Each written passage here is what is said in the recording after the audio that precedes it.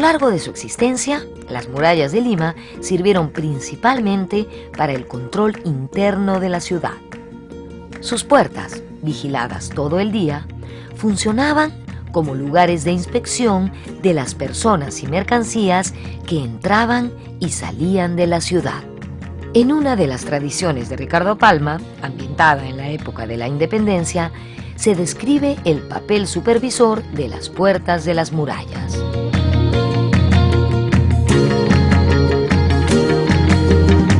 En esta tradición, con Días y Ollas venceremos, él cuenta cómo se hacía el ingreso de información desde Huaura, si no me equivoco, hacia dentro de la ciudad, con una olla de doble fondo. Pero cuando cuenta esta tradición del indio ollero, digamos, que viene con su producto, él también describe lo complicado que era pasar por la portada, ¿no? O sea, había revisión, esta función de control que yo mencionaba, no solo control fiscal, no solo había que pagar un impuesto probablemente por la olla, sino también control militar.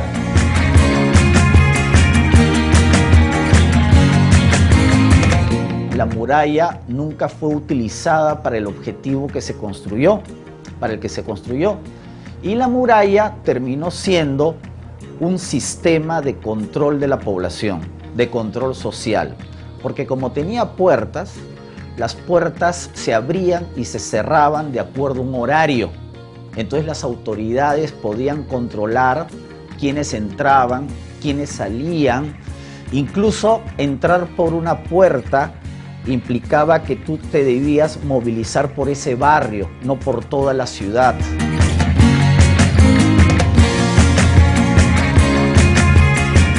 Con el paso del tiempo, las murallas de Lima se habían convertido en un obstáculo para el crecimiento de la ciudad. Otro inconveniente fue el de la basura, que se acumulaba a ambos lados de los muros. Este era un foco de proliferación de enfermedades.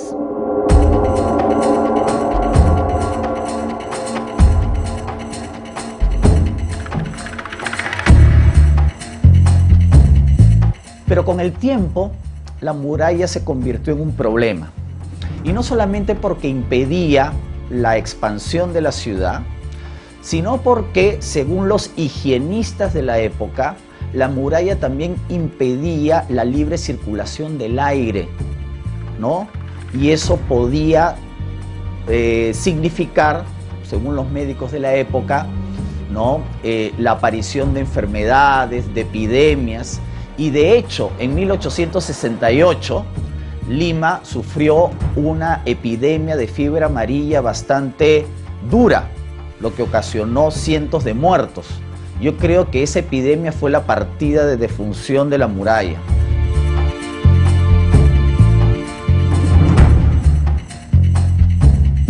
Hubo epidemias de fiebre amarilla, que venían los barcos, pues venía gente infectada, bajaban al Callao, ingresaban a Lima y la gente se enfermaba.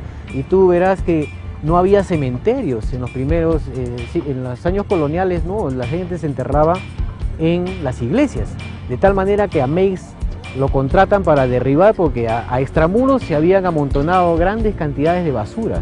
Por donde dice las crónicas que yo he revisado, era fácil escalar los muros por las montañas de basura.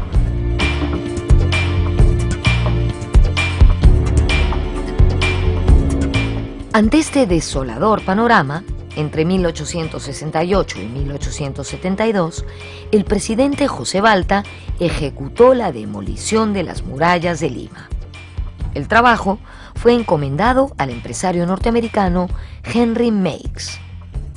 El crecimiento de la ciudad no dejaba otra alternativa. La capital del Perú superaba ya los 100.000 habitantes. Cerca de 200 años de historia caían ante la mirada de los vecinos limeños.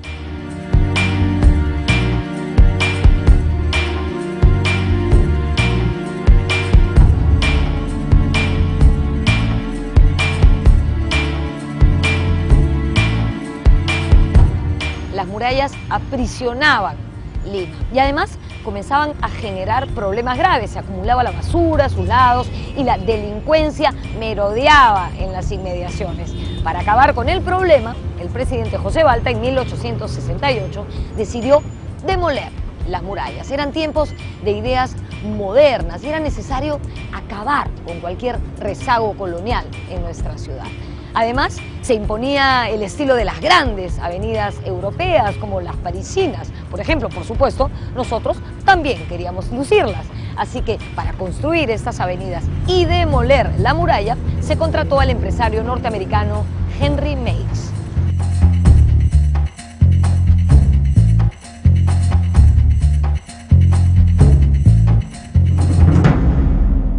Siendo muy costosa su demolición. Esa es una de las razones principales por la cual no se demuele inmediatamente. Acumula basura, acumula suciedad, acumula enfermedades.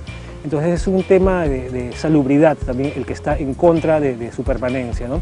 Finalmente no es ni una ni otra razón las que llevan a demoler las murallas, ¿no? Finalmente es un negocio inmobiliario que hace Henry Meigs, ¿no? Que le propone a Balta, le propone él encargarse de la demolición, del costo de la demolición de las murallas, con la condición que le otorgue 2 franjas para urbanizar a los lados de la avenida Grau, ¿no?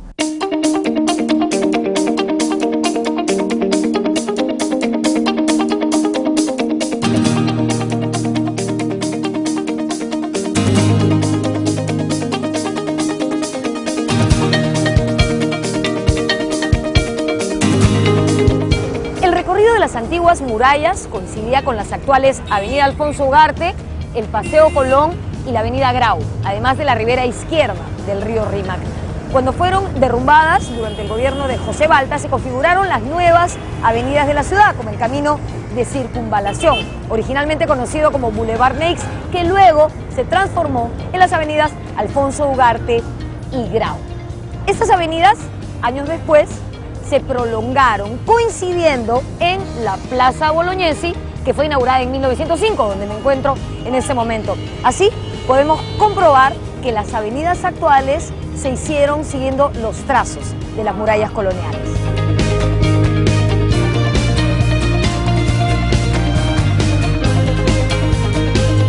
De esta forma, derrumbada la muralla, se pudo planificar el primer crecimiento moderno de la ciudad a fines del siglo XIX e inicios del XX. Las líneas de los antiguos muros determinaron el trazado de la avenida Circunvalación y la planificación de las nuevas urbanizaciones. Este esquema de crecimiento urbano fue posible gracias a los ejes prehispánicos sobre los que se había levantado la Lima colonial.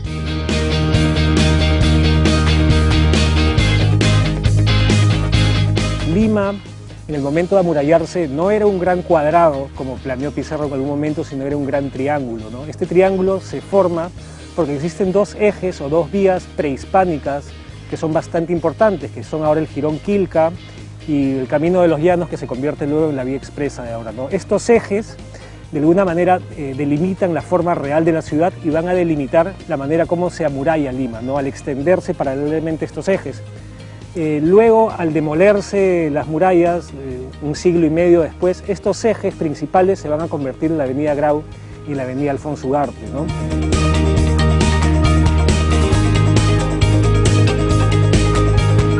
Y su presencia hasta hoy día sigue todavía afectando y plasmando el destino de Lima, porque si tú ves el recorrido de la muralla, desde la avenida Grau, ¿no? Pasando más o menos por el Sheraton, la avenida Alfonso Ugarte, de ahí Sancho de Rivera, por el ferrocarril, y entrando por el otro lado a la altura del cuartel Barbones y el Hospital 2 de Mayo, hasta la ribera del río. Esa zona es donde están las edificaciones más antiguas de Lima, ¿no? Y sigue, ese es el centro histórico, pues, lo que estuvo antes en el recinto amurallado, ¿no?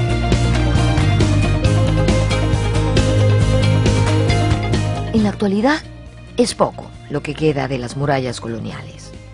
Vecinos y autoridades debemos unir esfuerzos para rescatar estos escasos y valiosos restos y ponerlos en valor, ya que constituyen una parte esencial de la historia de la ciudad.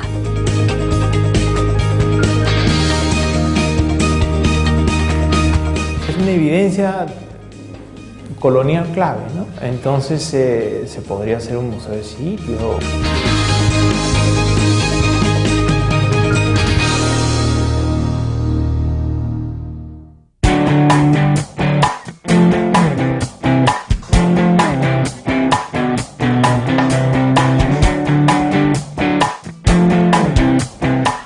son pocos los restos que encontramos de las murallas. Además de los que se conservan en la ribera del río Rímac, también subsisten algunos fragmentos en el distrito del Agustín, más precisamente en el jirón Rivera y Dávalos y en el Boulevard República. Aquí, por ejemplo, estoy en el Hogar Gladys, un albergue para madres, dentro del cual está parte del bastión Santa Lucía, uno de los 34 que existían a lo largo de la muralla. Esta zona era conocida en la colonia como el Cercado de Indios. Un bastión era una especie de torre rectangular o poligonal que unía dos paredes de muralla. Tenían además mayor altura. Las murallas se construían en su base con piedra y cal y muchas veces también con excremento de aves guaneras, lo que daba cohesión a la mezcla.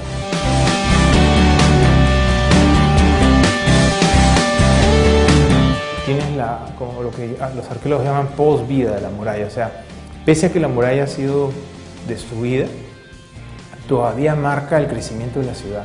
Todavía hay, si uno ve las fotos desde el aire, que existen muchas, todavía hay bastiones que ya no existen, pero que marcaron la forma de cómo se hicieron las casas. El bastión, el último que queda, digamos, también ha generado, digamos, un propio conjunto urbano.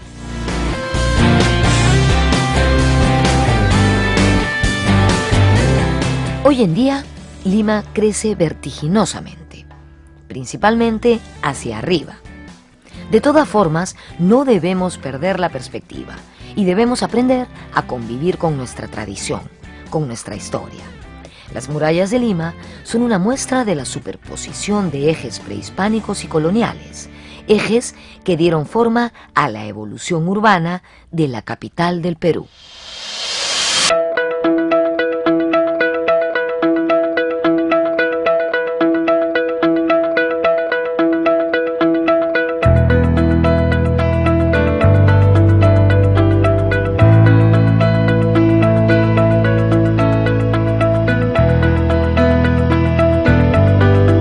Cualquier historia que queramos contar de Lima, de nuestra ciudad, debemos contemplar que estuvo amurallada durante 200 años, controlando el ingreso y salida de sus habitantes. Estas murallas fueron construidas con fines defensivos para impedir un ataque, una invasión. Sin embargo, nunca se utilizaron de esa forma.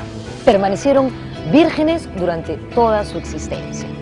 Hoy, Lima sigue creciendo, ya no hay murallas que derribar. Sin embargo, este crecimiento debería ser planificado, ordenado, con estética, con criterio. ¿No les parece? Yo creo que es imprescindible. Como es imprescindible cuidar, conservar, respetar y amar estos trozos de historia que subsisten en nuestra ciudad. Nos vemos en la próxima.